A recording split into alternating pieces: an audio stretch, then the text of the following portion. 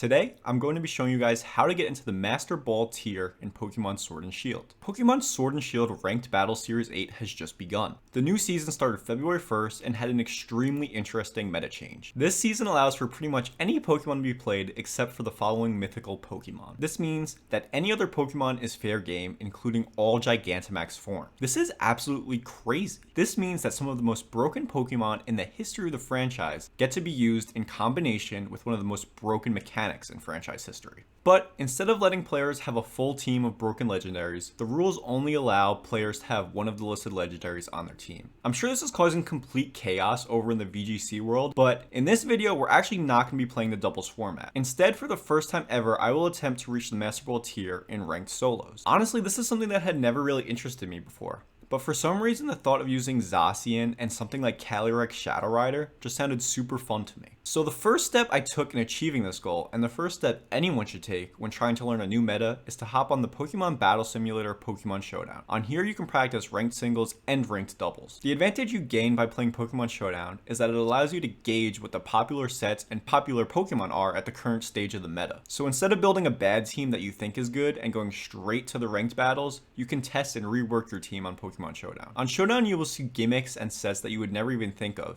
and testing allows you to prepare for this without crippling your rank. For example, the first team I built was super strong, but defensively was not ready for Dynamax meta. I found myself getting blown back by things like Cinderace, Yveltal, and the dreaded lead Yawn Hippowdon. The two most broken legendaries are Zacian and Calyrex Shadow Rider. They are easily the two most used legendaries on the Showdown ladder, and to be expected, both put in so much work and can sweep you at any time. When it came time to build my team, I had a pretty good idea of what I needed. Rocky Helmet Arcanine checked all the major physical attackers in this meta. Cinderace, Zacian, Rillaboom, Calyrex Ice Rider all get walled super well by Arcanine. I then chose my broken legendary to be Calyrex Shadow Rider. The set I chose is Dual Stab, Focus Sash with Taunt and Nasty Plot. This set is actually just so good, and I didn't see anyone else using it. This set is definitely slept on because having a sash opens up so many doors for super aggressive plays. I then paired Calyrex with a bulky Choice Specs Tapu Lele. Lele doesn't have many switch-ins to begin with, and in this meta, it has even less. Lele also sets up the Psychic Terrain for Calyrex to do even more damage with its Psychic move. The next Pokemon I wanted was one that could effectively use Roar. I was super tired of getting set up on by Xerneas, Tapu Fini, and Mimikyu, so I went with Suicune. Suicune only comes in very situational games, but plays a very good role when it comes to stopping setup. Also, another tip for you guys, Roar doesn't work on Dynamax.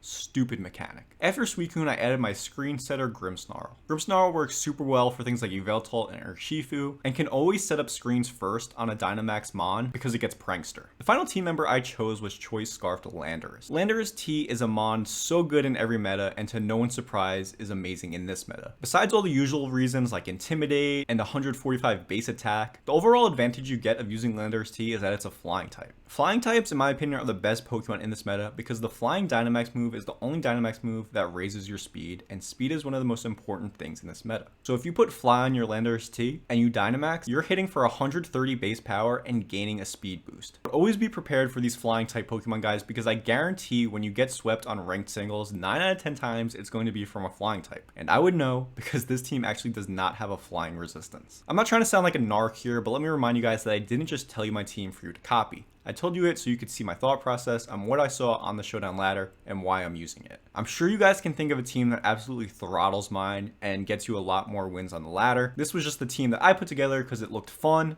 and effective. Now, when you first load up your Switch and connect to Sword and Shield, you will connect to the ranked battle server. On this, you will immediately be placed in the beginner tier. In this tier, you will most likely play some bad teams, but honestly, a good player could be starting up at any time. For me, it only took 3 straight wins to get through this tier, with all of my opponents actually rage quitting. I, for some reason, played against 2 Minccino teams. I don't know, is Minccino like godly now and nobody told me? Not to be harsh on you guys, but if you do actually struggle through this tier, it's time to go back to Pokemon Showdown and hit the drawing board. Are you kidding me? This works. Roar? He just metronomed into Roar. Are you for real? After beginner tier, you hit the Pokeball tier. My first game in the Pokeball tier, I got completely bodied by Dynamax Zapdos. I was really caught off guard by my weakness to it. I actually did not face one on Showdown and actually didn't know how weak I was to it. One of the reasons I had this big weakness is because my Landorus did not have rock coverage, as I opted for fighting coverage to try and get attack boost when I Dynamaxed. After this first loss, I got a few more wins in this tier, but then actually ended up taking another L to Kartana. Pokeball tier was proving to be something you shouldn't sleep on. After these 2 losses, I realized that I really needed to start using my brain and try to utilize my entire team. I was sleeping on Pokemon like Suicune and Tapu Lele, but once I started to really analyze my opponent's teams, I started to make some insane plays and go on some big winning streaks. Funny enough, my last win in this tier came against the Zapdos Kartana team, 2 Pokemon that absolutely destroyed me and handed me my only 2 losses. In reality, this win took little skill because all I did was lead Calyrex, taunt my opponent Swampert so it couldn't put me to sleep, then proceeded to set up a nasty plot and claim all 3 of my opponent's Pokemon. I finished the Pokeball tier with a record of 7-2, so I think it's safe to assume that 6 to 7 wins will get you out of this tier. One random tip I have for you guys is that playing safe does not always get you wins. Sometimes you do have to make aggressive plays. The next tier we hit after Pokeball tier is the Great Ball tier. I would call this the Zacian Infestation tier. Everyone in this tier thinks they can spam Zacian and just get into Master Ball tier. I'm sure that works for some of them, but against my team, that is not working. You guys remember Dog the Bounty Hunter, right? Well, he goes by Arcanine now. My Arcanine was walling and killing Zacians left and right. Guys, I cannot stress this enough. If you are trying to get into Master Ball tier quick, don't rely on Zacian, but also make sure you have a Pokemon like Arcanine that can handle opposing Zacian. Don't get me wrong, I also took my L's in this tier. I got exposed by Zapdos again and also got destroyed by broken mons like Huron Black, but overall, I was able to power through with some quick Calyrex sweeps and some more Zacian killing.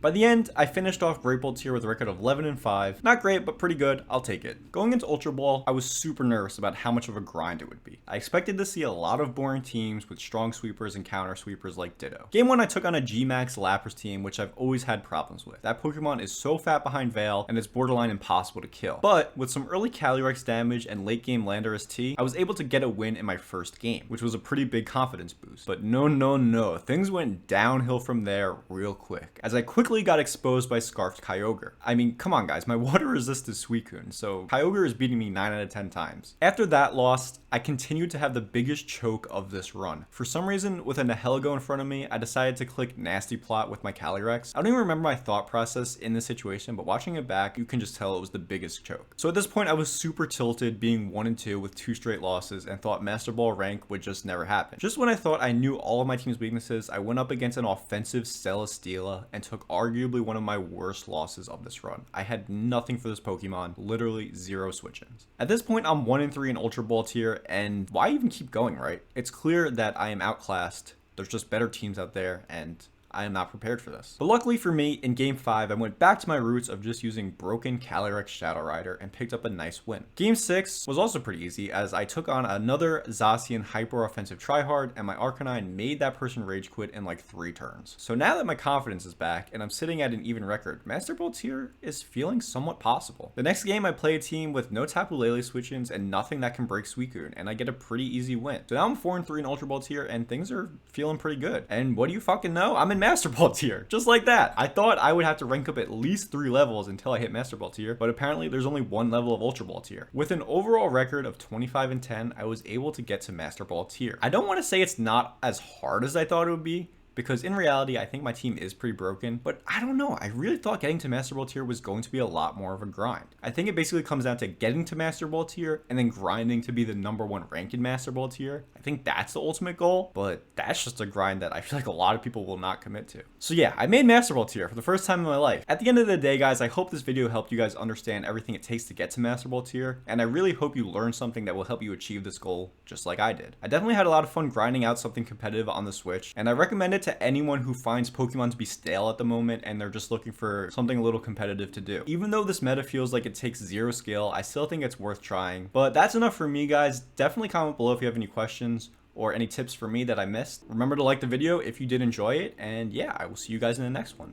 Peace. I hit him with the stick, and your girl just took the dick. Now your neighbors know my name and be like, who in the fuck's Patrick? Hey! Dude, I'm that guy that your girlfriend wants to ride.